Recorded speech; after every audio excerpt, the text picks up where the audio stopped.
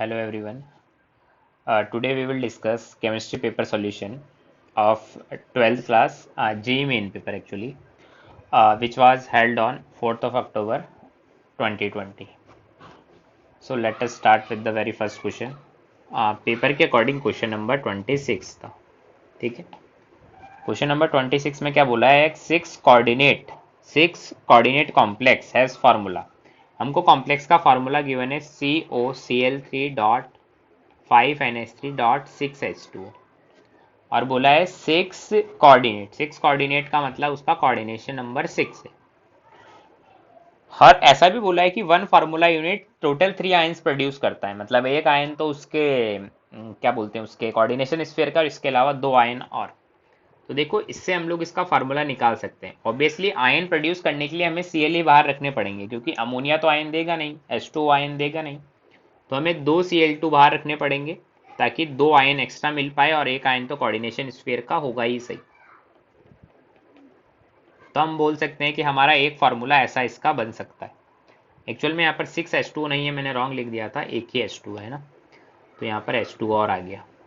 अगर इसको तुम डिसोसिएट करो, इसका एक्वस सॉल्यूशन लो और इसको डिसोसिएट करो तो एक तो इसके ऊपर -2 का चार्ज और प्लस में 2Cl माइनस ना, 2 प्लस का चार्ज होगा एक्चुअली, है ना. तो ऐसा ये मुझे कितने आयंस दे देगा? टोटल मुझे देगा ये 3 आयंस. तो इसके बोला है कि अगर इसका मैं 2 मोल लूँ और AgNO3 के साथ रिएक्शन कराऊं तो एक्चुअल में AgCl का कितना पीपीटी आएगा. तो देखो अगर सपोज करो इसका 1 मोल होता है ना, इसका 1 मोल होता और इसका रिएक्शन करवाते AgNO3 से. किससे? AgNO3 से, जो भी एक्सिस में है मेरे साथ. अंदर के यहाँ पर CONH3 तो क्या मिलता मुझे मिलता 2AgCl.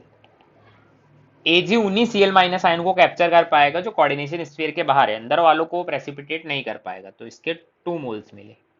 तो 1 मोल कॉम्प्लेक्स में से अगर मेरे पास 1 मोल कॉम्प्लेक्स है तो 1 मोल कॉम्प्लेक्स में से मैं 2 मोल निकाल पाता हूँ किसका? AgCl का.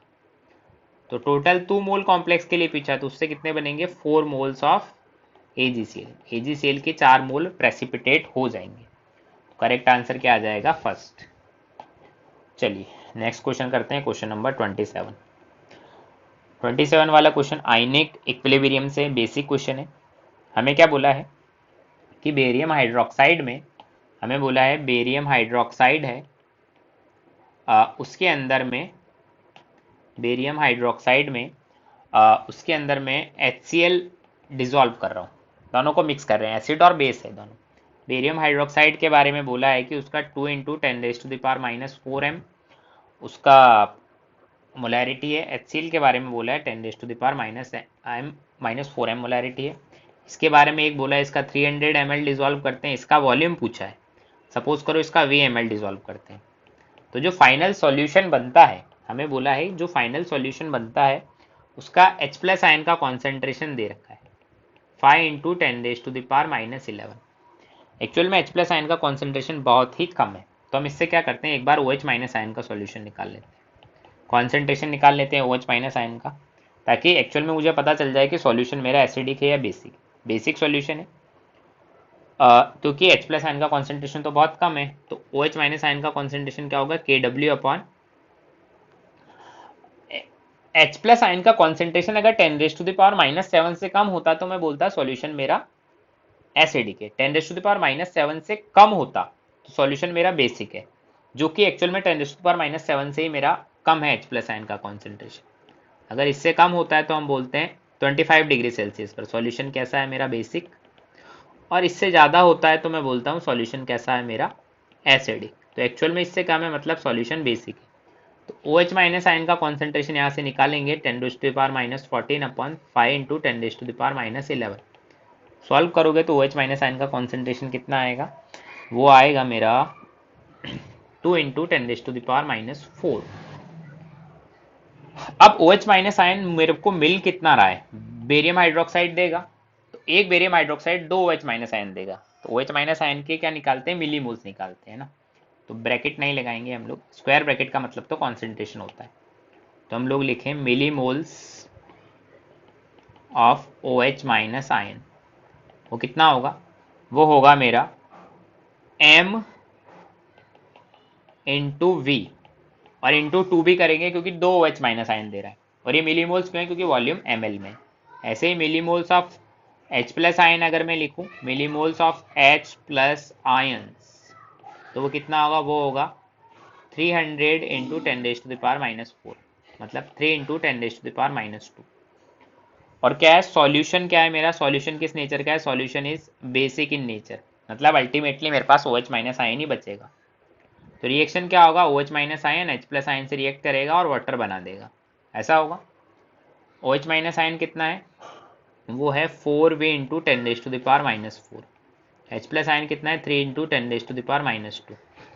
अब ये मेरा बचेगा और ये मेरा LR है, मतलब ये खत्म हो जाएगा, एसिड खत्म हो जाएगा, सिर्फ बेस बेस बचेगा। तो बेस का कॉन्सेंट्रेशन होगा कितना, एक्चुअल में बेस बचा कितना, इतना बचा, इतने मोल्स बचा, डिवाइडेड बाय इतने मिलीमोल्स बचा, डिवाइडेड बाय टोटल वॉल्यूम, मतलब 300 प्लस वी, और वो किसके इक्वल दे रखा है, 2 इंटू 10⁻⁻⁴। यहाँ से सॉल्व करके वॉल्यूम निकालना, 450 ml आ जाएगा। ठीक है, सिंपल क्वेश्चन था। नेक्स्ट क्वेश्चन देखते हैं, क्वेश्चन नंबर 28। ये भी हमारा आयनिक इक्विलिब्रियम से ही है, सॉल्युबिलिटी के कॉन्सेप्ट पर बेस्ड है। हमारे को एक सॉल्ट दिया है Hg2I2, उसके बारे में बोला है इसका KSP कितना है, 4 इंटू 10⁻⁻24। तो देखो इस क्वेश्चन में स्पेशलिटी क्या है कि Hg2I2 होता है ना, वो किस में डिसोसिएट होता है, वो डिसोसिएट होता है Hg2 प्लस और 2I माइनस में, मतलब Hg+1 नहीं होता, ऐसा नहीं होगा ये 2Hg+1 ऐसा डिसोसिएट नहीं होगा, ये Hg2 प्लस की फॉर्म में डिसोसिएट होगा। तो कैसे आएगा, ये S और ये 2S, तो KSP हम लोग क्या बोल देंगे, KSP होगा S इंटू 2S का होल स्क्वायर, मतलब 4S3। वो किसके इक्वल है, वो है 4 इंटू 10⁻⁻24। तो यहाँ से सॉल्युबिलिटी कितनी आई, 10⁻⁻8। तो हमें सॉल्युबिलिटी ही पूछा था, वो हमने पता लग गई, तो आंसर क्या आएगा, second. Next question number 29। Question 29 में क्या बोला है, अच्छा क्वेश्चन नंबर 29 बहुत ही लेंदी क्वेश्चन है हमारा। ये क्वेश्चन आया है कोऑर्डिनेशन कंपाउंड से। वन बाय वन क्वेश्चन को सॉल्व करते हैं। ए ऑप्शन क्या बोला है, NiBr2Cl2 है, ठीक है, 2 माइनस का चार्ज है, बोला है ये कैसा होगा।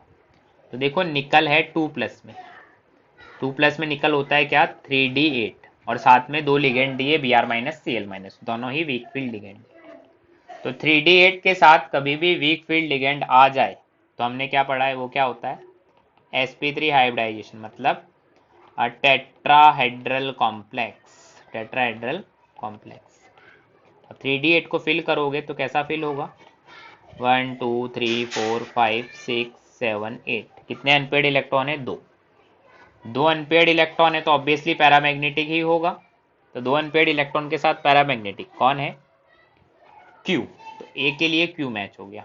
चलिए बी को देखते हैं, बी क्या बोला है, बी बोला है वेनेडियम के साथ 6 कार्बोनिल है, CO, स्ट्रॉन्ग फील्ड लिगेंड है ऑब्वियसली कार्बोनिल। अब वेनेडियम यहाँ पर तुम देखो तो वेनेडियम जीरो में है, जीरो ऑक्सीडेशन स्टेट में है।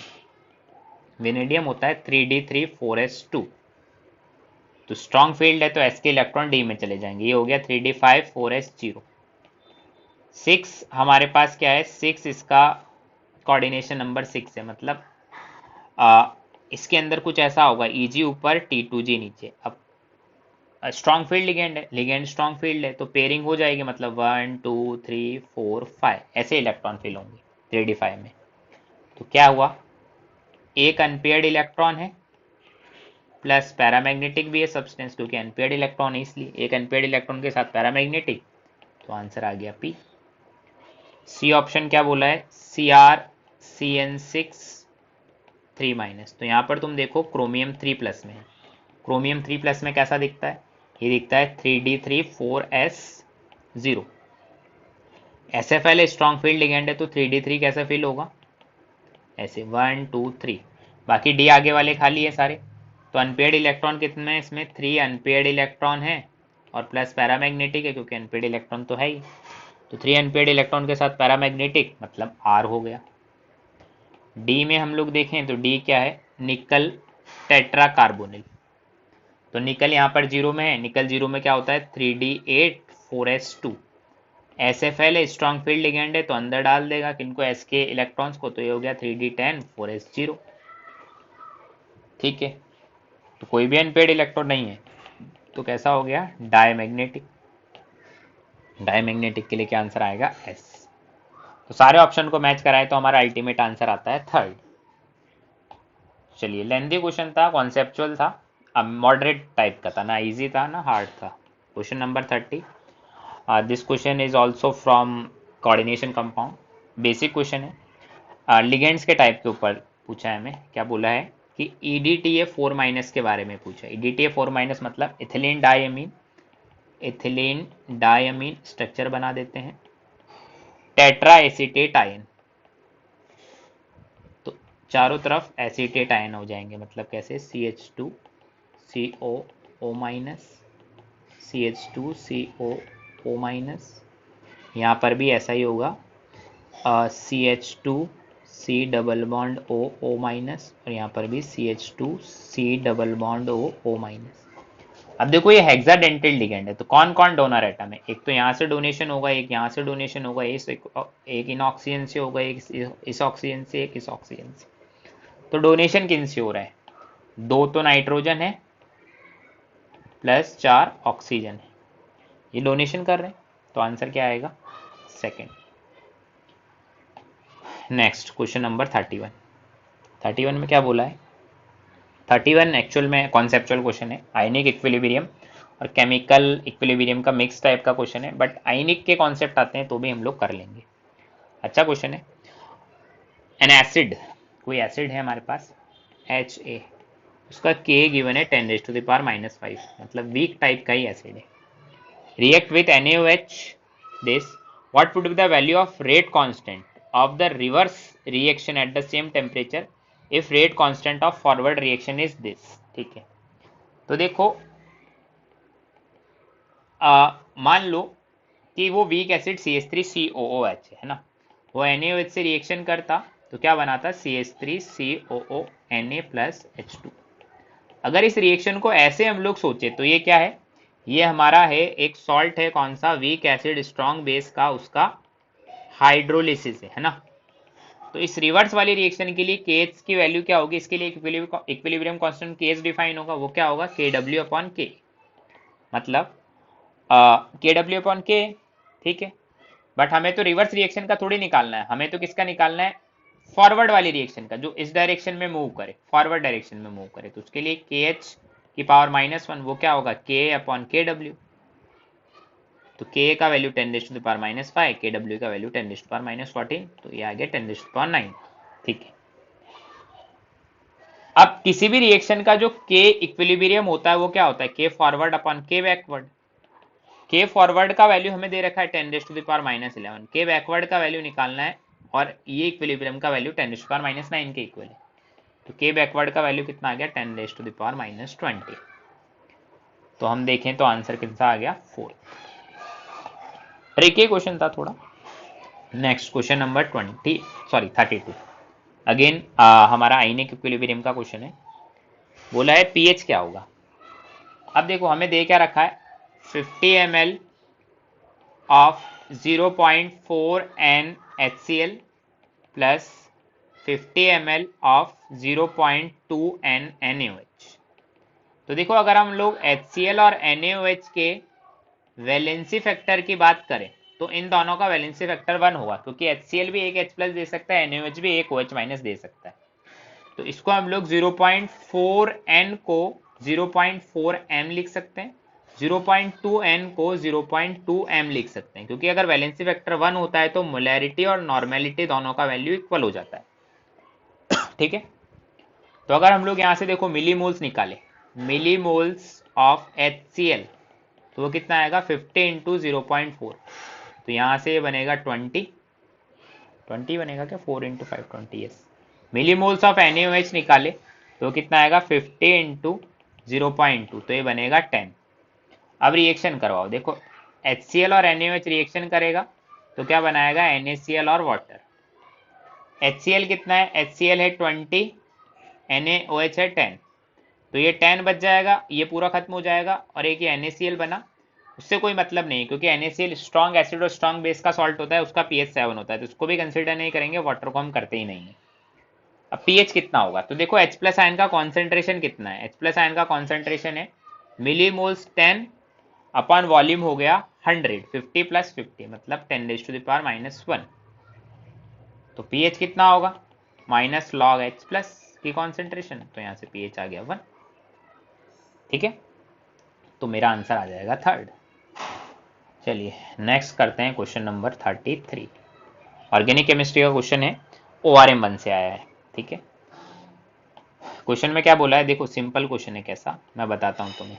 पीएच MgBr से रिएक्शन करवाया, फिर H2O या कोई भी H प्लस डाला, तो हमें क्या मिल गया, एक एल्कोहल मिल गया।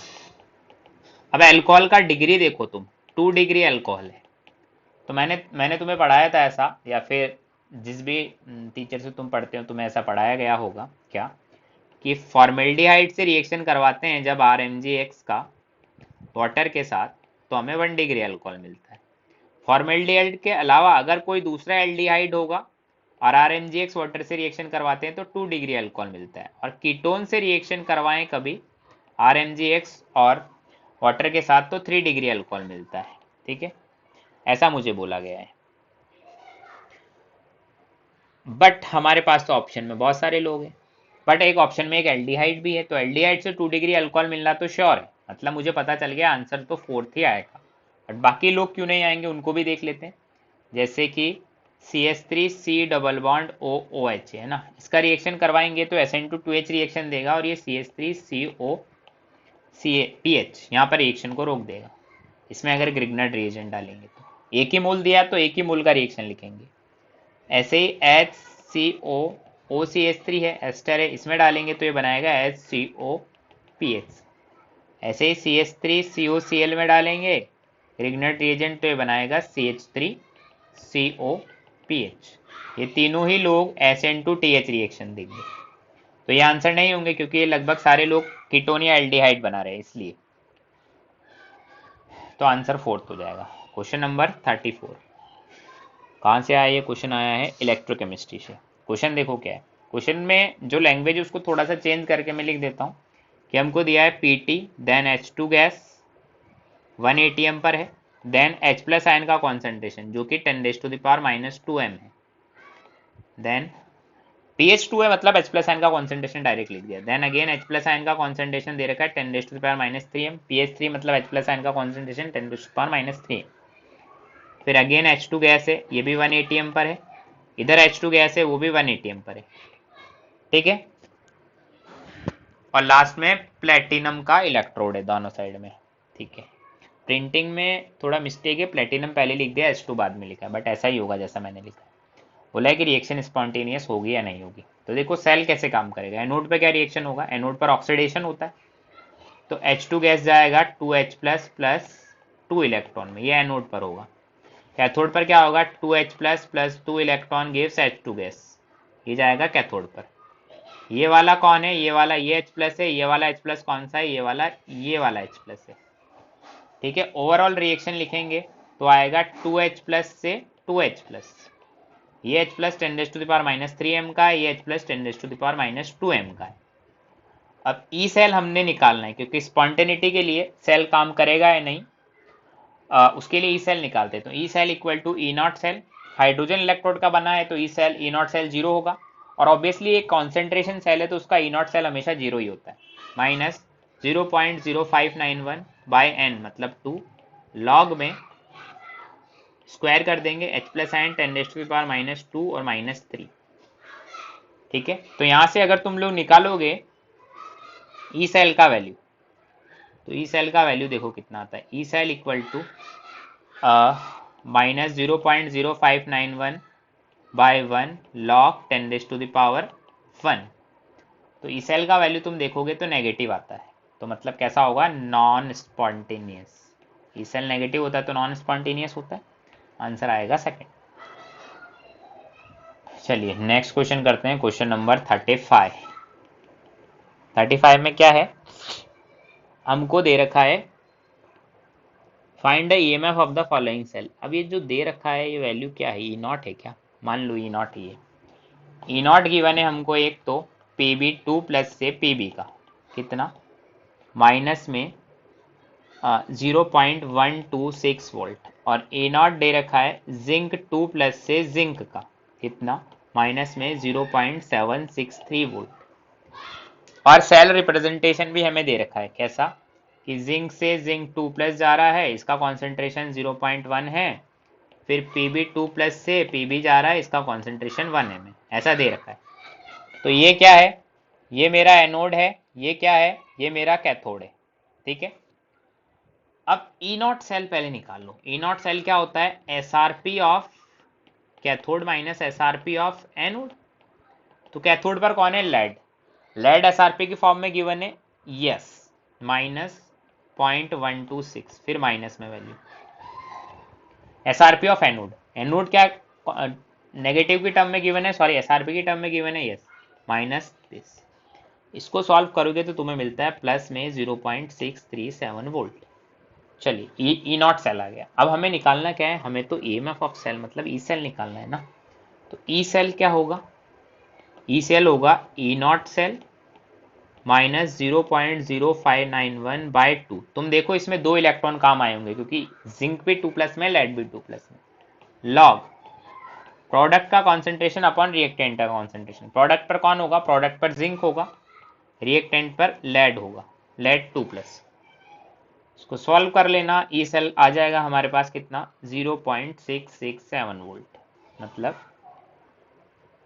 थर्ड वाला आंसर मेरा अप्रोप्रिएट होगा कि this value is greater than this. चलिए नेक्स्ट क्वेश्चन करते हैं, क्वेश्चन नंबर 36। ये क्वेश्चन भी कहाँ से आया है, ये भी इलेक्ट्रो से आया है, बेसिक क्वेश्चन है। क्वेश्चन देखो क्या है, क्वेश्चन क्या बोला है, copper 2 plus plus 2 electron gives copper. जब कॉपर कॉपर 2 प्लस से कॉपर में जाता है तो ई सेल है उसका 0.337 वोल्ट। ऐसे ही copper 2 plus plus electron gives copper plus, तो उसका ई सेल दे रखा है 0.153 वोल्ट। तो हमें निकालना है किसका, कॉपर प्लस से, हमें निकालना है किसका, हमें निकालना है कॉपर प्लस से एक इलेक्ट्रॉन लेकर वो कॉपर में जाए तो कितना होगा। तो देखो कॉपर प्लस को रिएक्टेंट साइड में लाना है, तो इस वाली रिएक्शन को मैं उल्टा करके लिख देता हूँ, कैसे, copper plus gives copper 2 plus plus electron, तो ई सेल क्या हो जाएगा माइनस में 0.153। अब सभी का डेल्टा जी लिखूं, इसके लिए डेल्टा जी1 डिफाइन करूं तो क्या आएगा, minus n F E cell मतलब 0.337। इसके लिए डेल्टा जी डिफाइन करूं तो डेल्टा जी2 आएगा, वो आएगा माइनस एन एफ फिर माइनस में 0.153। इसके लिए डेल्टा जी3 डिफाइन करूं तो वो कितना आएगा, minus n F E cell को मैं एक्स मान लेता हूं जो मुझे निकालना। ऐसा मैंने पढ़ा है कि जो डेल्टा जी होता है वो एक्सटेंसिव प्रॉपर्टी होता है, मतलब वो एडिटिव प्रॉपर्टी होता है, उसको ऐड भी कर सकते हैं, बट वोल्टेज को या फिर ई सेल को डायरेक्ट ऐड नहीं किया जा सकता। तो देखो इन इक्वेशन को देख के मैं ऐसा बोल सकता हूँ delta G three equal to delta G one plus delta G two, मतलब फर्स्ट और सेकंड इक्वेशन को ऐड करूंगा तो थर्ड इक्वेशन बन जाएगी। ये फर्स्ट इक्वेशन है, ये सेकंड इक्वेशन है, ये थर्ड इक्वेशन है, तो उनका डेल्टा जी भी ऐड हो जाएगा। तो यहां से देखो मैं ऐसा लिख सकता हूं क्या, ये वाला सेकंड इक्वेशन है ना, कि minus n F x is equal to minus 2f.337, फिर प्लस वो माइनस माइनस ऑलरेडी प्लस में कर रहा हूँ, प्लस में 0.153। अब क्या करें, माइनस एफ से डिवाइड कर दो तो आएगा 2 इंटू 0.337 माइनस में 0.153। तो इसको सॉल्व करेंगे हम लोग, तो सॉल्व करेंगे तो वैल्यू आएगा अप्रॉक्स 0.521 वोल्ट की, मतलब आंसर आएगा मेरा थर्ड। इजी क्वेश्चन था, मुश्किल नहीं था। क्वेश्चन नंबर 37 में ऑर्गेनिक का क्वेश्चन है, ORM 1 से ही पूछा है, ठीक है, कि ए और बी प्रोडक्ट क्या क्या होंगे। फर्स्ट देखो, फर्स्ट रिएक्शन में क्या बोला है,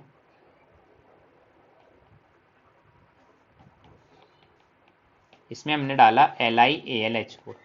तो देखो LiAlH4 एक तो रिड्यूसिंग एजेंट की तरह काम करता है, और एक इसमें एक न्यूक्लियोफाइल होता है H-।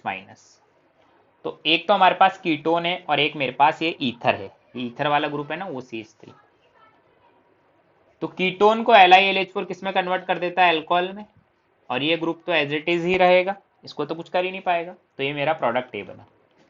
सेकंड में हमारे पास क्या है, हमारे पास कीटोन है और इधर मैंने एक एस्टर का ग्रुप लगा दिया, उसमें भी LiLH4 है। तो अगेन कीटोन को तो ये 2 डिग्री अल्कोहल में कन्वर्ट कर देता है। अब देखो RCOOR डैश ऐसा है ना, और उसके सामने तुम कौन लेके आ रहे हो, उसके सामने LiAlH4 लेके आ रहे हो, तो ये 2 अल्कोहल बनाता है, एक तो बनाता है ROH और एक बनाता है RCH2OH। ठीक है, तो इसमें देखो एक अल्कोहल तो बना लेगा क्या, ये OH वाला, प्लस एक अल्कोहल बनाएगा CH3CH2OH वाला, मतलब एक इसका अल्कोहल ROH और एक RCH2OH इसका अल्कोहल।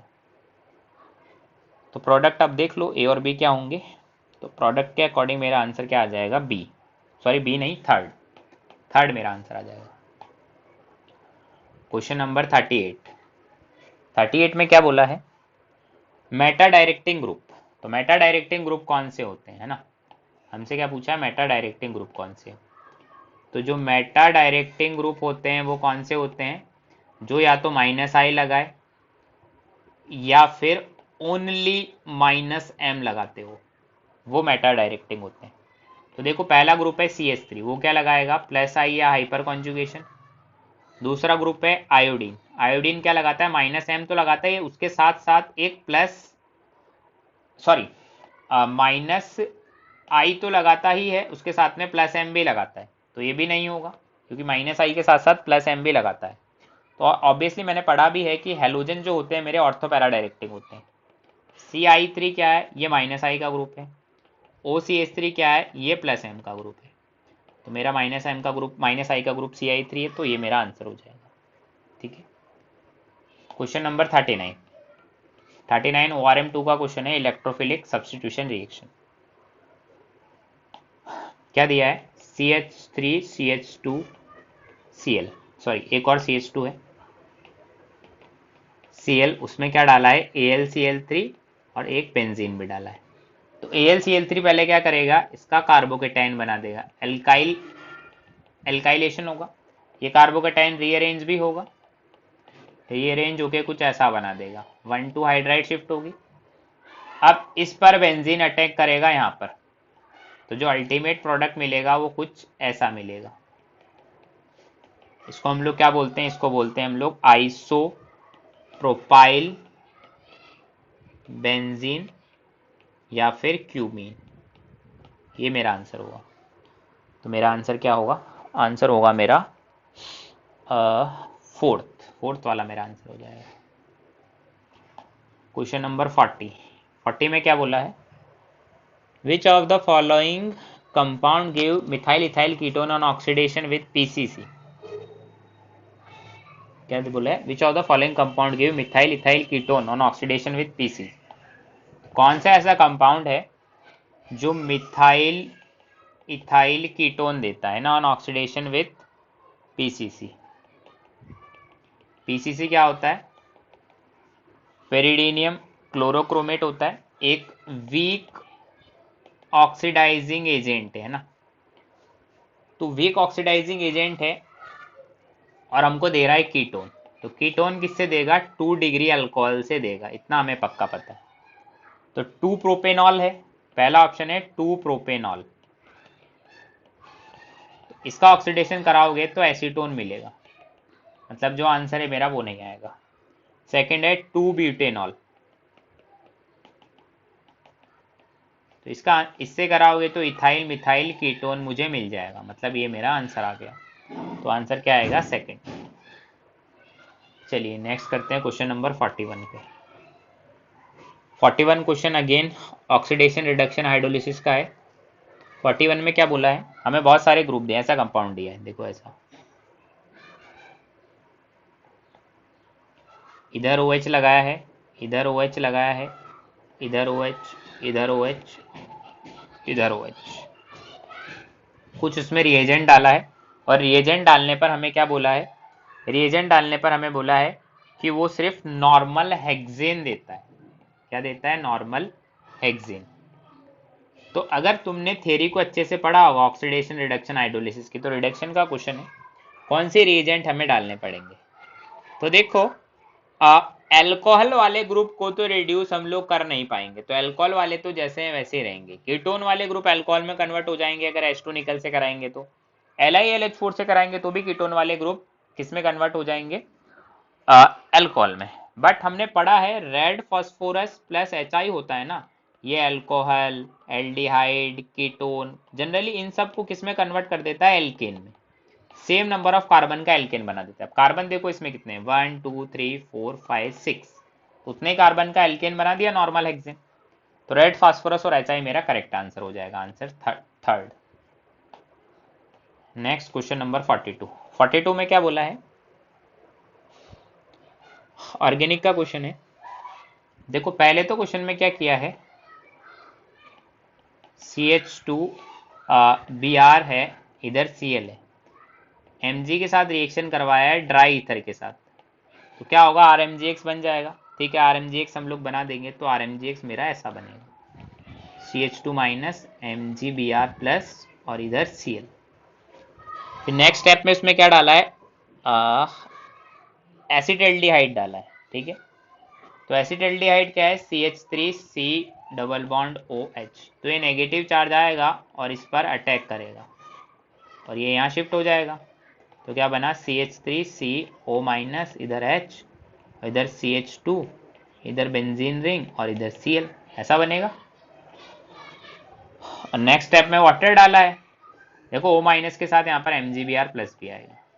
वाटर डाला है तो कैसा बन जाएगा? वाटर डाला है तो CH3C, इधर OH आ जाएगा, इधर H, इधर CH2, इधर PH और उस पर Cl। तो ऐसा ऑप्शन देख लो, ऑप्शन सेकंड आएगा मेरा आंसर इसमें। इजी क्वेश्चन था, बहुत इजी क्वेश्चन था, न्यूक्लियोफिलिक एडिशन रिएक्शन का क्वेश्चन था ORM 1 से। 43 में बोला है ये रिएक्टिविटी पता लगानी है मेरे को किसकी? फिनाइल मैग्नीशियम ब्रोमाइड की, मतलब PH MgBr की। देखो सबसे ज़्यादा रिएक्टिव होते हैं वो एसिड के लिए, जिसमें एसिडिक H हो, देन होते हैं किसके लिए? एसिडिक H हो। तो सबसे ज़्यादा रिएक्टिव किसके लिए होगा? एसिडिक H किस में है? तो एसिडिक H है थर्ड वाले में, CH3CONH2। इसमें जो ये दो H है ना, ये कैसे हैं? ये एसिडिक H है, तो सबसे ज़्यादा रिएक्टिव हो गए थर्ड के लिए। ठीक है, थर्ड के बाद होंगे फिर आते हैं एल्डिहाइड कीटोन के लिए, मतलब पहले एल्डिहाइड के लिए देन कीटोन के लिए। तो एल्डिहाइड और कीटोन के लिए होते हैं तो देन आएगा फोर्थ, मतलब कीटोन। ठीक है, उसके बाद है मेरे पास उसके बाद आते हैं ये SN2TH रिएक्शन के लिए होता है। SN2TH का ऑर्डर क्या होता है? Acid halide, anhydride, ester amide. तो एस्टर है हमारे पास, तो देन सेकंड आएगा। और सबसे लास्ट में आते हैं RX के लिए, तो देन फर्स्ट आएगा। थर्ड, फोर्थ, सेकंड, फर्स्ट, मतलब फर्स्ट मेरा आंसर होगा। एसिडिक H के लिए सबसे ज्यादा, then aldehyde ketone, then SN2TH वाली रिएक्शन का ऑर्डर, देन RX। ऐसा हम लोग उसमें देखेंगे। ठीक है, नेक्स्ट करते हैं question number 44। Leaving group ability का ऑर्डर बताना है। ठीक है, कौन सा करेक्ट है? तो देखो बेटर लिविंग ग्रुप वही होता है जो वीक बेस हो, है ना। Weak bases are better leaving group. Weak base वही होगा जिसमें O माइनस अच्छे से कॉन्जुगेशन में जा रहा होगा, O माइनस नहीं, नेगेटिव चार्ज। अब ए वाले ऑप्शन में देखो ऐसा दिया है SO3 माइनस और एक दिया है ये COO माइनस। तो नेगेटिव चार्ज किस में अच्छे से रेजोनेंस में जाएगा? नेगेटिव चार्ज SO3 में जाएगा अच्छे से रेजोनेंस में। क्यों? क्योंकि S double bond O O minus. तो इसमें तीन ऑक्सीजन के बीच में नेगेटिव चार्ज घूम रहा है, इसमें तीन ऑक्सीजन के बीच में नेगेटिव चार्ज घूम रहा है, और इसमें दो ऑक्सीजन के बीच में नेगेटिव चार्ज घूम रहा है। तो अच्छा बेस कौन हुआ? सॉरी, वीक बेस कौन हुआ? वीक बेस हुआ मेरा ये वाला, क्योंकि नेगेटिव चार्ज ज्यादा रेजोनेंस में बिजी है तो डोनेशन के लिए अवेलेबल नहीं होगा। तो मेरा वीक बेस है, मतलब अच्छा लिविंग ग्रुप है। तो ये ऑर्डर दिया है नहीं, तो ए आंसर नहीं होगा। सेकंड ऑप्शन, सेकंड ऑप्शन में फिनॉक्साइड आयन है और CH3COO माइनस। इसमें हम लोग देखें वीक बेस कौन सा है, तो वीक बेस होता है ये, क्योंकि इसका एसिड स्ट्रांग होता है ना। इसका एसिड होता है CH3COH और इसका एसिड होता है फिनॉल। तो ऑब्वियसली एसिटिक एसिड ज्यादा एसिडिक है फिनॉल से, क्योंकि वो तो खुद एसिड है। तो इसका कॉन्जुगेट क्या होगा, ये वीक हो जाएगा, ये वीक बेस है। जो वीक बेस होता है वो अच्छा लिविंग ग्रुप होता है, तो यही ऑर्डर दिया है मुझे, यस। तो मेरा आंसर क्या हो जाएगा, सेकंड। Question number 45। 45 में क्या बोला है, प्रोडक्ट क्या होगा। तो देखो कुछ ऐसा दिया है ना, रिएक्शन करवाया ICl से और कोई लुईस एसिड है, लुईस एसिड मान लीजिए AlCl3 है। तो इन दोनों में से कोई एक इलेक्ट्रोफाइल बनेगा, या तो I प्लस बनेगा या Cl प्लस बनेगा। तो बेटर कौन होता है, प्लस चार्ज किस पर बेटर अच्छा होता है, किस पर स्टेबल है, ऑब्वियसली I प्लस पर, क्योंकि Cl तो ज़्यादा इलेक्ट्रोनेगेटिव है तो उस पर प्लस स्टेबल नहीं होगा। तो इलेक्ट्रोफाइल किस पर अटैच होगा, इलेक्ट्रोफाइल I प्लस इसके रिस्पेक्ट में पैरा पोजिशन पर अटैच हो जाएगा। सेकंड मेरा आंसर आ जाएगा। Question number 46। 46 में बोला है EN नंबर पता लगाना है, हेक्साक्लोरिडो प्लेटिनेट 4, हेक्साक्लोरिडो प्लेटिनेट 4 पोटेशियम भी दिया है ना। तो ये आएगा K2PtCl6 ऐसा। प्लेटिनम किसमें है, +4 में, ठीक है। तो देखो EN नंबर का फॉर्मूला क्या होता है, एटॉमिक नंबर, प्लेटिनम का atomic number 78 minus oxidation number plus ligand कितने इलेक्ट्रॉन डोनेट कर रहा है, 6 लिगेंड है, सब इलेक्ट्रॉन सब दो इलेक्ट्रॉन डोनेट करेंगे तो टोटल 12। तो यहाँ से आ जाएगा 86, ठीक है। चलिए नेक्स्ट क्वेश्चन नंबर 47। 47 में क्या बोला है, how many reaction 3 degree alcohol major product होगा। तो देखो मैं डायरेक्टली बता देता हूँ तुम्हें। पहले वाली रिएक्शन में कीटोन दिया है, और कीटोन 3 डिग्री अल्कोहल देता है, कैसे, ऐसा CH3COO CH3 रिएक्शन करवाए CH3 MgBr से, और फिर साथ में H प्लस आ गया बाद में, CH3 माइनस होगा, यहाँ अटैक करेगा इधर जाएगा, तो बनेगा क्या CH3 CH3, फिर यहाँ पर CH3 और ये OH, क्या 3 डिग्री अल्कोहल मिल रहा है, यस 3 डिग्री अल्कोहल मिल रहा है। तो फर्स्ट मेरा आंसर होगा। सेकंड CH3COCl है, CH3COCl है, उसमें CH3 MgBr डाला है एक्सिस में, तो पहली बार आया तो SN2TH रिएक्शन होगा, तो क्या बनेगा CH3CO CH3, मतलब ये CH3CO माइनस यहाँ अटैक करेगा इधर से निकल जाएगा। अब वापस से डालेंगे तो अगेन पहले वाले रिएक्शन जैसा रिएक्शन हो जाएगा, क्योंकि वही सेम सब कुछ बन गया है। तो इसमें भी 3 डिग्री अल्कोहल मिला है, यस। नेक्स्ट हमारे पास है अगेन थर्ड वाला।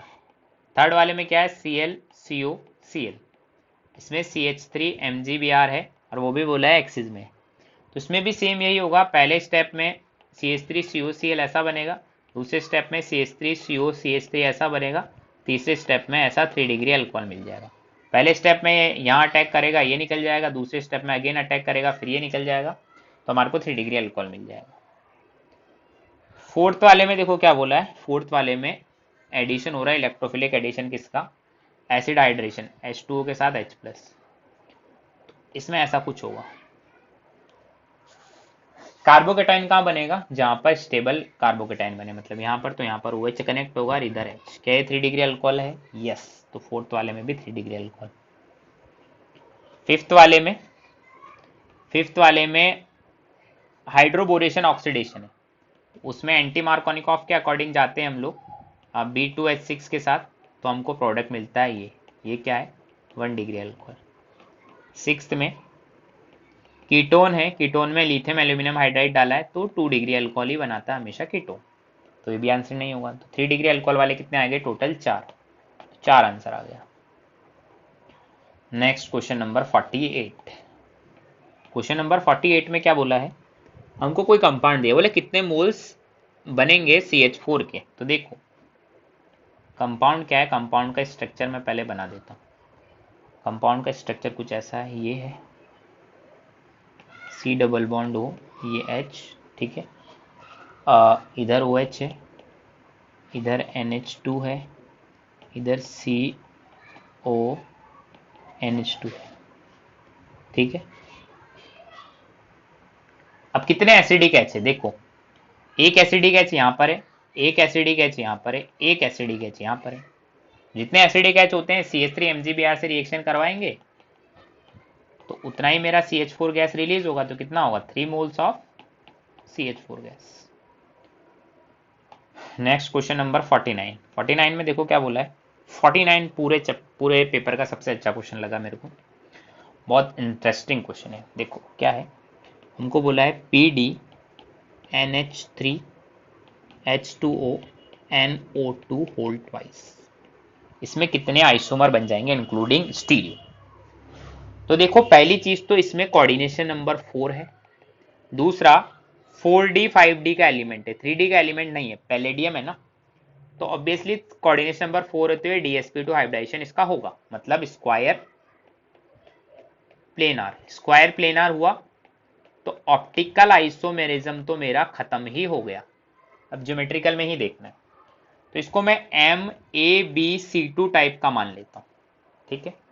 तो ये कैसा बन सकता है, मेटल होगा बीच में, तो इसमें देखो दो ही पॉसिबिलिटी है, क्या ABCC या फिर AB और CC। बट जो मेरा C मैंने यहां पर माना है, C मेरा NO2 है, तो वो NO2 भी हो सकता है, वो ONO भी हो सकता है, तो उसके केसेस देखो। अब यही तो इंपॉर्टेंट चीज है, अगर मान लो C दोनों तरफ CC NO2 हो जाए, दोनों तरफ CC ONO हो जाए, या फिर एक ऊपर वाला NO2 हो जाए नीचे वाला ONO हो जाए, या फिर ऊपर वाला ONO हो जाए नीचे वाला CNO2 हो जाए। तो ऊपर वाला ONO होगा मतलब वो B के अपोजिट में है, और जब नीचे वाला ONO होगा मतलब वो A के अपोजिट में है। तो टोटल 4 केस तो यहां से बने। अब यहां पर देखो, यहां पर क्या है, या तो दोनों NO2 हो जाए या दोनों ONO हो जाए।